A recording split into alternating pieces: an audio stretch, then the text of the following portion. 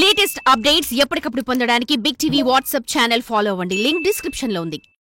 రెండోసారి America president గా గెలిచిన ట్రంప్ ఇంకా ప్రమాణ స్వీకారం కూడా చేయలేదు. అప్పుడే మూడో టర్మ్ పై టార్గెట్ పెట్టుకున్నారు. తాజాగా తమ పార్టీ నేతలను కలవడానికి హౌస్ రిపబ్లికన్ సమావేశంలో పాల్గొన్న ట్రంప్ ఈ సంచలన వ్యాఖ్యలు చేశారు. అమెరికా రాజ్యాంగానికి విరుద్ధంగా ఆలోచించిన ట్రంప్ మాటలు ఇప్పుడు తీవ్రమైన చర్చకు కారణమయ్యాయి. రష్యాలో పుతిన్, చైనాలో జిన్పింగ్ కూడా రాజ్యాంగాలను తుంగలో తొక్కి 2 సార్ల కంటే ఎక్కువ మార్లు అధ్యక్షులుగా గద్దెనెక్కి ఇప్పటికీ కొనసాగుతున్నారు. మరి వీళ్ల మార్గంలోనే ట్రంప్ కూడా వెళ్లాలనుకుంటున్నారా?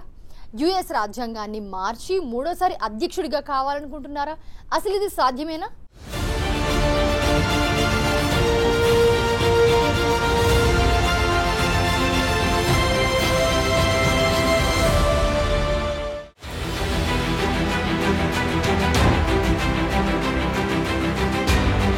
రెండోసారి అమెరికా అధ్యక్షుడిగా క్లియర్ మెజార్టీతో గద్దెనెక్కడానికి డొనాల్డ్ ట్రంప్ రెడీగా ఉన్నారు.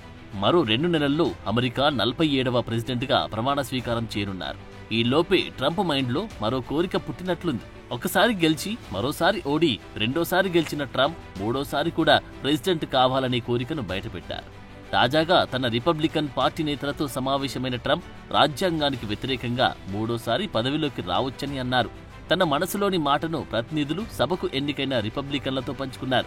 అధ్యక్షుడు జో బైడెన్తో సమావేశానికి ముందు రాజధాని వాషింగ్టన్ డీసీలోని ఓ హోటల్లో రిపబ్లికన్ హౌస్ ఆఫ్ రిప్రజెంటేటివ్లతో భేటీ అయ్యారు. వివాదాస్పద వ్యాఖ్యలు చేయడంలో ఆరుతేరిన ట్రంప్ ఎన్నికల్లో విజయం సాధించడం బాగుంది కదా, మీరు వద్దంటే నేను మరోసారి అధ్యక్ష ఎన్నికల్లో పోటీ చేయను, నేను మళ్లీ పోటీ చేస్తే మీరు అడ్డు చెప్పారని భావిస్తున్నాను అంటూ కామెడీ టోన్లో సీరియస్ వ్యాఖ్యలు చేశారు. ఆయన మంచివాడు, మనం ఇంకేదైనా చేయాలి అని మీరు చెబితే తప్ప నేను మళ్లీ ముందుకెళ్లలేను అంటూ తమ పార్టీ నేతలకు హింటిచ్చారు.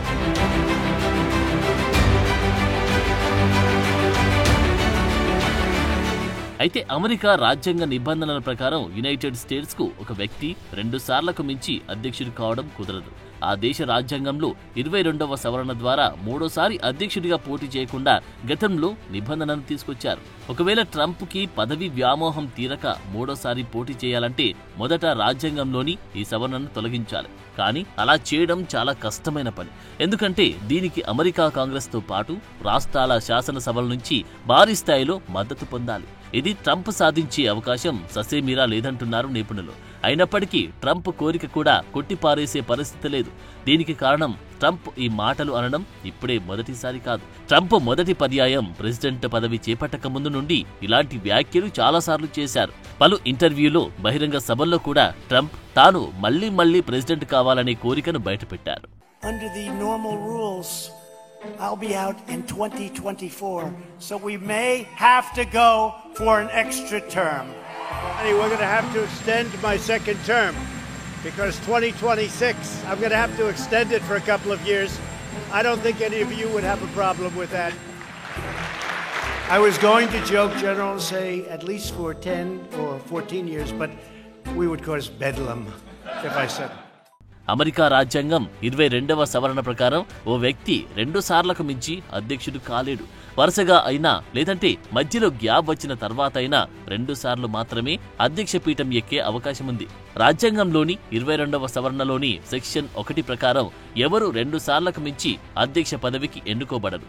అధ్యక్ష పదవిని నిర్వహించిన లేదంటే అధ్యక్షుడిగా పనిచేసిన వ్యక్తి అయినా అధ్యక్షుడిగా ఎన్నికైన కాలంలో 2 ఏళ్ల కంటే ఎక్కువ రోజులు పదవిలో ఉన్న మరోసారి ఎన్నుకోబడతారు. అయితే ఈ సవరణ ప్రతిపాదించిన సమయంలో కానీ అమల్లోకి వచ్చిన కాలంలో కానీ అమెరికా అధ్యక్షుడిగా ఉన్న తాత్కాలిక అధ్యక్ష బాధ్యతలు నిర్వహిస్తున్న వారికి మినహాయింపు ఉంటుందని పేర్కొన్నారు. ఇక ఈ సవరణ అమల్లోకి వచ్చిన 7 ఏళ్ల తర్వాత రాష్ట్ర సమ్మతితో ఈ రూల్ను తొలగించవచ్చని కూడా అందులో పొందుపరిచారు. అయితే 4/3 వంతు శాసనసభ్యులు ఆమోదం తెలిపితే మూడోసారి రాజ్యాంగ సవరణ చేసి ఈ రూల్ను మార్చే అవకాశముంది. దీంతో 2 సార్లు అధ్యక్ష బాధ్యతలు నిర్వహించిన తర్వాత ట్రంప్ మూడోసారి కూడా అధ్యక్షుడిగా పోటీ చేయాలంటే అమెరికా రాజ్యాంగానికి సవరణ చేయాలి. ఇక ట్రంప్ తాజా వ్యాఖ్యలు చూస్తే ఈ సవరణ దిశగా ప్రయత్నాలు చేస్తాడని అమెరికా రాజకీయ విశ్లేషకులు చెబుతున్నారు.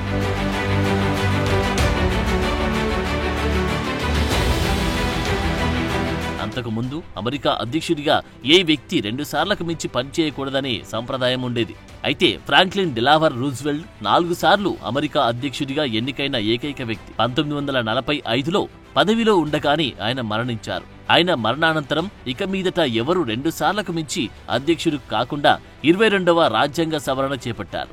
డెమోక్రాట్లు, రిపబ్లికన్లు ఏకతాటిపైకి వచ్చి ఉమ్మడిగా ఈ సవరణ రాజ్యాంగంలో చేర్చారు. సవరణ అనంతరం జరిగిన మొదటి అమెరికా అధ్యక్ష ఎన్నికల్లో గెలిచిన జార్జ్ వాషింగ్టన్ రెండోసారి అధ్యక్షుడయ్యారు. అప్పటి నుంచి దానినే కొనసాగిస్తున్నారు. ఏ అధ్యక్షుడు మూడోసారి పోటీ చెయ్యాలని అనుకోలేదు. కానీ ట్రంప్ టెంపరితనం దానికి భిన్నంగా ఆలోచించింది. మూడోసారి గద్దెనెక్కాలనే ఆలోచనను బయటపెట్టింది.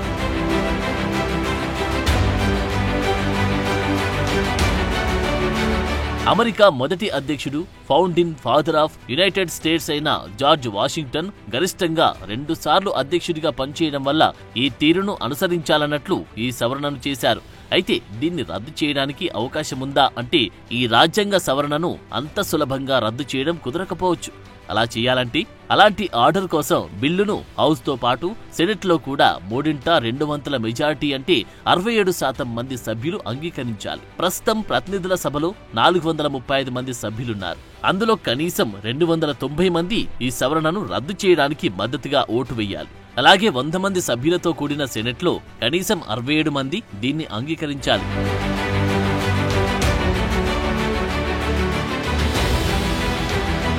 ఇక ఈ బిల్లును హౌస్, సెనెట్ రెండింటిలోనూ ఆమోదించిన తర్వాత అది యునైటెడ్ స్టేట్స్ లోని ప్రతి రాష్ట్రానికి వెళ్తుంది. అక్కడ దానిని 4/3 మెజారిటీతో ఆమోదించాలి. యునైటెడ్ స్టేట్స్ ఆఫ్ అమెరికా 50 రాష్ట్రాలు కాబట్టి వాటిలో 38 రాష్ట్రాలు దానికి అంగీకరిస్తున్నట్లు ఓటు వేయాలి. ఇక డొనాల్డ్ ట్రంప్ మూడోసారి అధ్యక్షుడిగా పోటీ చేయాలంటే ఈ 3 అడ్డంకులు దాటి రాజ్యాంగ సవరణ చేయాలి. ఇప్పుడు అమెరికాలో ఉన్న రాజకీయ ప్రాతినిధ్యాన్ని బట్టి డెమోక్రాటిక్ పార్టీ, రిపబ్లికన్ పార్టీ రెండూ ఒకతాటిపైకి రావడం అనేది కుదరని పని. కనుక డొనాల్డ్ ట్రంప్ మూడోసారి అధ్యక్ష పదవికి రావడం సంగతి అటుంచి ప్రెసిడెంట్ కావడం అనేది అసంభవం అని పొలిటికల్ అనలిస్టులు భావిస్తున్నారు. అయినంత మాత్రాన ట్రంప్ తన ఆశలు పక్కన పెట్టేస్తారని అనుకోవడం కూడా అమాయకత్వమే. ఎందుకంటే చైనాలో, రష్యాలో కూడా ఇలాగే 2 సార్లకే అధ్యక్ష పదవి చేపట్టాలని ఉంది. కానీ ఆ దేశ రాజ్యాంగాలను సవరించిన జిన్పింగ్, పుతిన్లు 3 సార్లకు మించి ఇప్పటికీ అధ్యక్షులుగా కొనసాగుతున్నారు.